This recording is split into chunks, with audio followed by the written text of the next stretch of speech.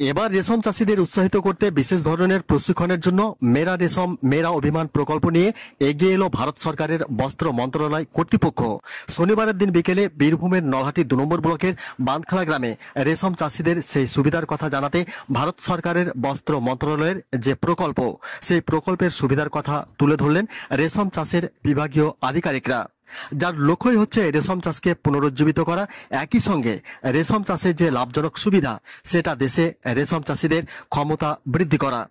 একইভাবে আধুনিক প্রযুক্তিবিদ্যার সঙ্গে টেকসই রেশম চাষের পদ্ধতি এবং উৎপাদনশীলতা বৃদ্ধি করা, রেশম চাষীদের প্রতিষ্ঠিত করতে ঋণ, ভর্তুকি এবং আর্থিক সহায়তার যে সুবিধা আছে সেগুলিও তুলে ধরেন। তার পাশাপাশি রেশম চাষী এবং তাদের পরিবারের জন্য উন্নত জীবিকা নিশ্চিত করতে বিভাগীয় ভারত সরকারের বস্ত্র মন্ত্রণালয়ের এই উদ্যোগ বলে জানা গিয়েছে।